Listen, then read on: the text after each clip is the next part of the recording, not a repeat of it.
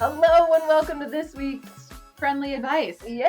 Yay! Q&A with your besties. That's right. Questionable advice from your besties. Uh-huh. Okay, so our question for the week is any advice on creating a daily routine and sticking to it? That's a you kind of question, right? Okay. Oh, well, let me see. What's your daily routine at the moment? I wake up. I make my bed. No, first I would feed the dogs, and I make my bed. So here's what I have to say. You know, what was those books in as a child? You could pick your own endings. Oh yeah, choose your own adventure. Okay. The Goosebumps? That's right. Yeah. So there was other ones that weren't Goosebumps. But yeah. Okay, so to answer that question, I allow myself 3 different choices of a daily routine. I have ADD, and it's best not to lock me in to one particular thing. Like you're kind of a lock-in. Mm-hmm. I'm like a lock-in, like no stray. Right. So I allow myself, well, my daily schedule, my days, as the way in which I've constructed them, allow me some freedom during the day. My nights are locked in, so I have I have a routine there. So to get to the question, I will go work out. So let me back this up. I'll wake up, I'll feed my dogs, I'll read for about a half hour, and then I'll get up and do one of those 3 things. Is there like a timeline on it? Yes, I know that I will start to feel like a piece of shit if I don't if I'm not moving by like 9:30, right? Like I should have already worked out by 9:30. So I have a lot of guardrails because again, as an ADDer, and not just ADD, but like, yeah, for me personally, I have to have some guardrails and not allow myself too much wiggle room. Mm-hmm. I know that I have to be ready to go by like 3 to start waiting tables. So now I've given myself pretty much from like noon until 3 to kind of do whatever needs to be done. Okay. So I have to get to work at 7 a.m. So I wake up at 5:05 every single day, or whenever Layla puts her big old paw right on my face and is like, hey, it's time to wake up. This might get earlier and earlier, but that's a whole nother thing. So take her out, feed her, and then I have to stick to one schedule and like one routine, or else my whole day is just shit. And I feel so off if I don't stick to a routine. So I think just the impending doom that I'm going to have a bad day if I don't do it really is what gets me going. Even on days where I'm not at the office and we're podcasting and I have some time to like sleep in a little bit, I'm like, okay, I'm still going to meditate, but I'm going to do it laying down in bed this time, not like walking around or like doing yoga. And I'm going to do my journaling, but it's going to be like a little bit abbreviated. So I'm still doing it. It's just like a little bit different on those days off where I don't have a time constraint as much. And I've also found that you do have to switch it up every once in a while, because I was doing the same meditation, the same journaling, literally every single day for, I don't even know, 6 or 7 months.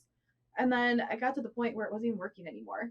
And I was just going through the motions of the routine because I'm so afraid to like not have a routine that I just kept doing it. So now I'm listening to like a guided meditation. I'm moving my body a little bit more in the morning. I feel like getting the energy flowing really helps. So like you get up, get your dogs going, you're going to read, you're going to make your bed, like just like get in motion. I think that's a good way to keep the guardrails on so that you can stick to your routine. I think what it boils down to is having people or pets depend on you. Yeah. Because if it's for myself, I'm less inclined to be motivated. But if I know dogs are starving, or if we're podcasting, or like I'm not that motivated to go work out. That's not my driving force. But I know if you're waiting for me, if Jesse's waiting for me, like I don't have time to dilly-dally. This is about somebody else. So that is always a good external pressure to put on, right? Yeah, you almost have to make an appointment with yourself and say, like, if you don't really want to work out, but you have to like put on your calendar. That's a whole nother episode. Put on your calendar, like, gotta work out today. That is one I would skip. How you do one thing is how you do everything, as we like to say. As we do like to say. Do we have any other questions? Yeah, we have, let's see here. We get the most random questions. Thank you for your random questions. You know what somebody asked me? What? they DM'd me and Uh-huh. they said, Chelsea, do you buy all those clothes? They're like, you have so many clothes. Like, are you constantly buying clothes? So I would like to address that. Yeah. Tell us. Tell the people. Because they're dying to know. Yeah. No, I don't buy. Well, no, I don't. I think I acquire a lot of clothes, but then I keep them forever, and then I try and like organize, put them into different outfits. Like, I certainly don't have a capsule wardrobe, but some of these things have been with me for like 20 years. Mm-hmm. So while they may be new to you, they are not new to me. And I do get a little bored with them sometimes. So what I will do is I will box them up for like a season.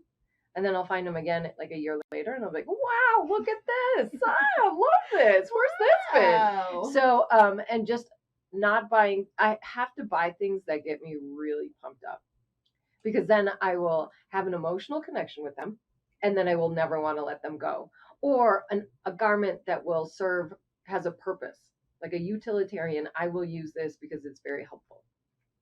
So thank you for that question. No, I am not buying clothes all the time, but I will thrift, and I will, if I find like good deals. There was a slew, like there was a store that just recently closed, and everything in there was like $5, and I was like, yes.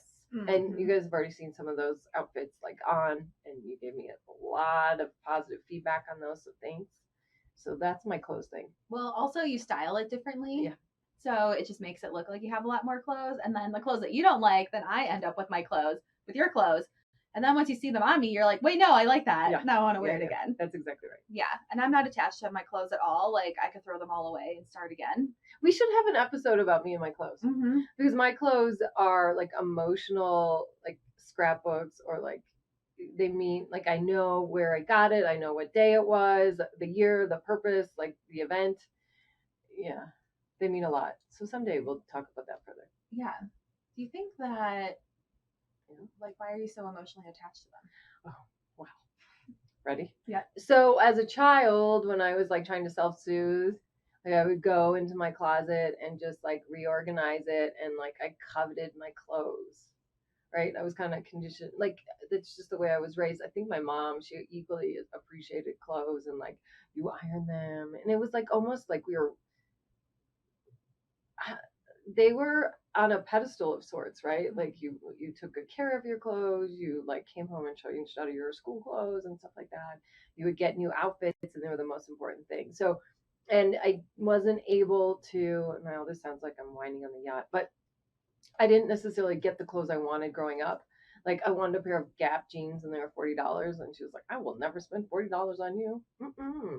And so I think internally it created this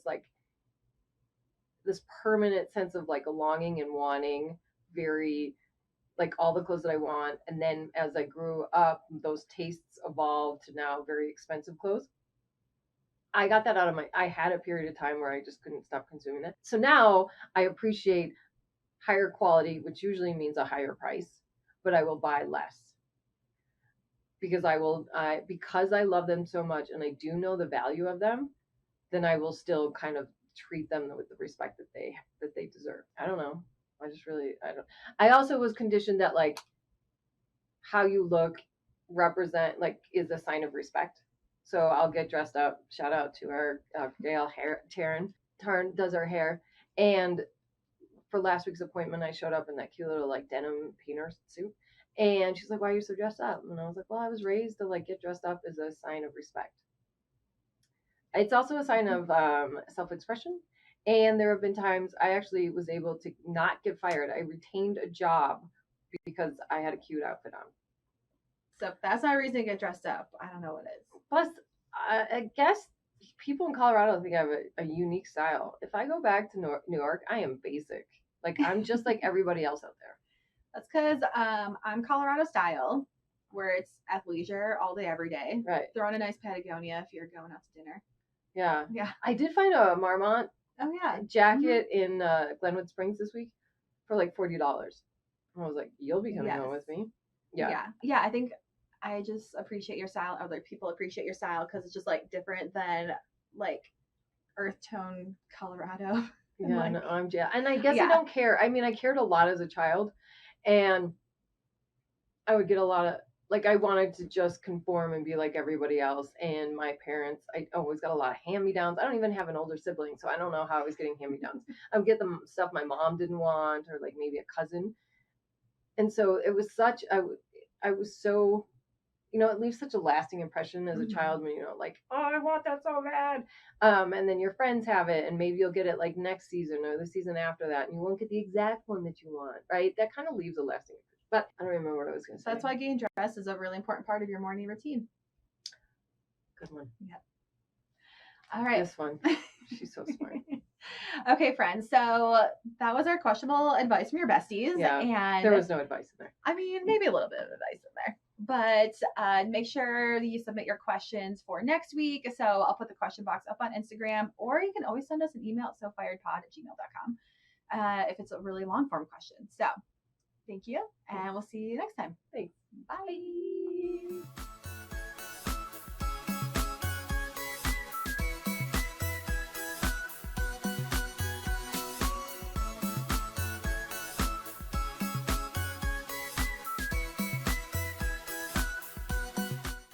Disclaimer. This podcast is for entertainment purposes only. The stories and statements expressed herein are experiences and opinions. They may not represent the views of the production studio or the hosts. If you disagree with our content, that's okay. No podcast is perfect for everyone.